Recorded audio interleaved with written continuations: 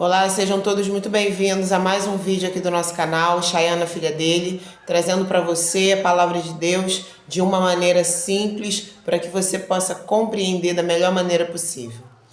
Hoje eu quero trazer uma reflexão sobre um texto que se encontra no livro de Ageu, no Antigo Testamento, para quem não sabe. O capítulo 1 e o capítulo 2 do livro de Ageu, Deus vai trazer ao povo de Judá, por intermédio do profeta Ageu, uma reflexão. É uma repreensão, mas que se trata também de uma reflexão. Porque o Senhor ele vai abrir os olhos do povo de Judá naquele momento, que muito possivelmente não estavam enxergando aquilo que precisavam enxergar da maneira que Deus gostaria que eles enxergassem. O assunto central daquilo que o Senhor traz através do profeta Ageu é a ação e o resultado das ações que o povo estava ali desenvolvendo. Deus vai falar por intermédio do profeta que o povo semeava muito, mas colhia pouco. Que eles comiam, mas não se saciavam, não matavam a fome. Bebiam, mas não se saciavam.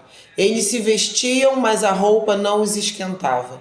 Eles recebiam salário, mas parecia que colocavam num saco furado. O dinheiro acabava rápido, não rendia. E Deus ele vai trazendo aos olhos daquele povo a situação em que eles viviam. E o Senhor vai abrindo entendimento a eles. E em determinado momento, no versículo 9 do capítulo 1, o Senhor vai nos mostrar o porquê que essas coisas estavam acontecendo. O porquê que o povo de Judá naquele momento estava agindo, estava se empenhando, eles plantavam, eles trabalhavam, mas não adiantava. Eles colhiam pouco, mesmo tendo semeado muito. E quando comiam e bebiam, não ficavam saciados. E o dinheiro que ganhavam como salário não era suficiente. E a roupa que vestiam não era suficiente para os aquecer. E no versículo 9 do primeiro capítulo, nós vamos ver dizendo o seguinte, o Senhor falando: esperastes o muito, e eis que veio a ser pouco. E esse pouco, quando o trouxestes para casa, eu com um assopro o dissipei. Por quê? Diz o Senhor dos Exércitos. Por causa da minha casa, que permanece em ruínas, ao passo que cada um de vós corre por causa de sua própria casa. Deus traz à tona o porquê daquele esforço do povo está sendo insuficiente. Trabalhavam, mas não era o suficiente. Deus fala: aquilo que vocês esperam como muito, venha a ser pouco. E aquilo que vocês conseguem levar para casa, com um sopro, eu dissipo, eu acabo com aquilo. E aí Deus fala: por quê?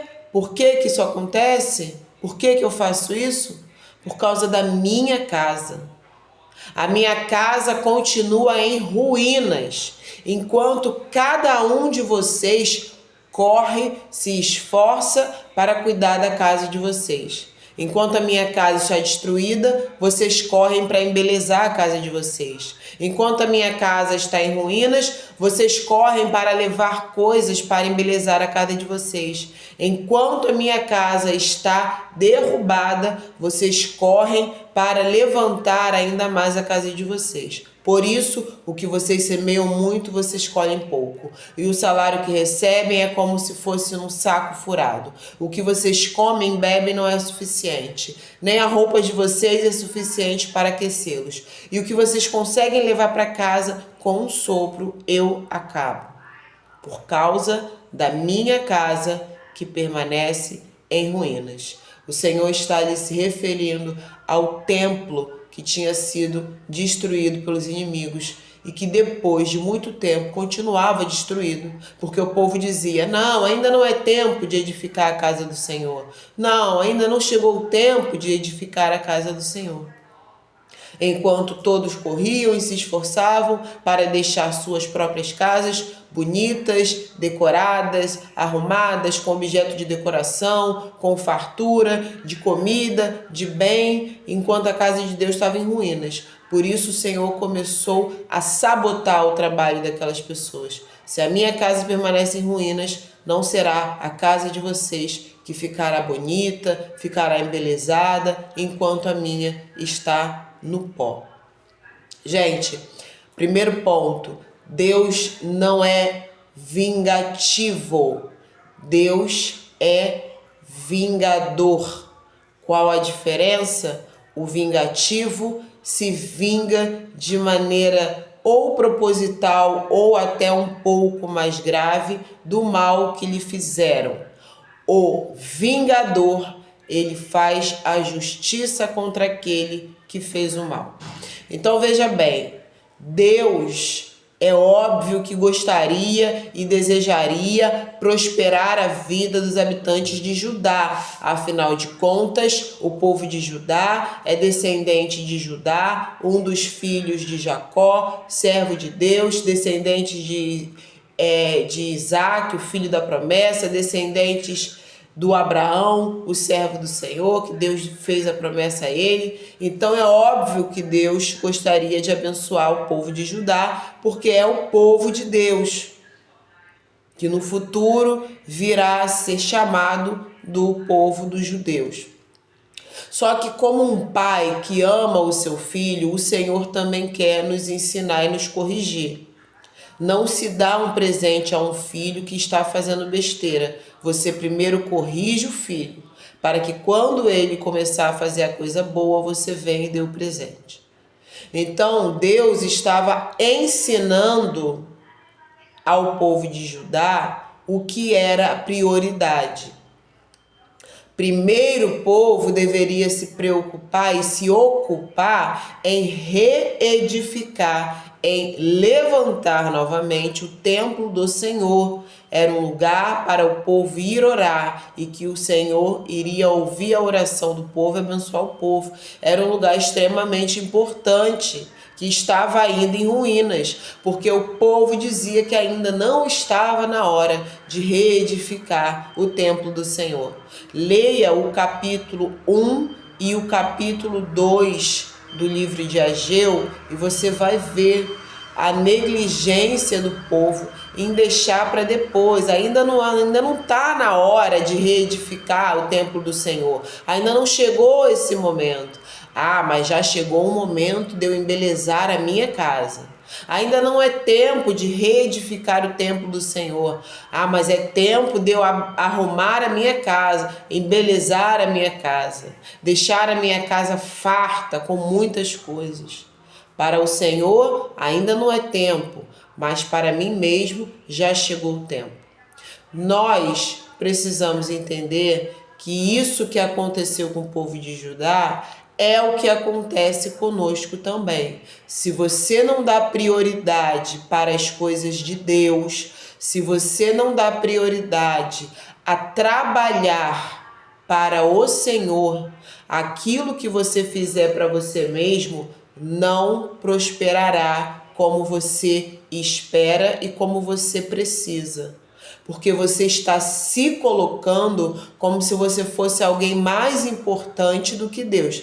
Não, em primeiro lugar vem eu, e aí o que sobrar do meu tempo, o que sobrar da minha energia, o que sobrar do meu dinheiro, eu invisto na obra de Deus. O Senhor, ele não aceita receber sobras.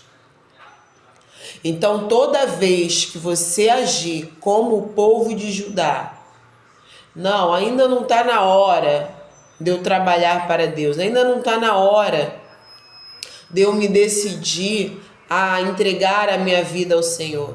Não está na hora de eu começar a fazer aquilo que Deus colocou no meu coração, aquela obra, aquela ação para poder ajudar aquelas pessoas. Ainda não está na hora de eu trabalhar para Deus, levando a palavra dele, evangelizando.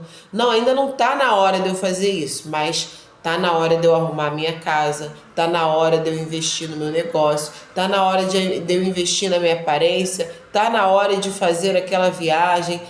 Isso tá na hora. Não, para as coisas de Deus ainda não tá na hora, pode esperar. É exatamente assim que o povo de Judá estava vivendo. Nós vemos no começo do capítulo 1, o povo dizia: ainda não chegou o tempo de reedificar o templo do Senhor.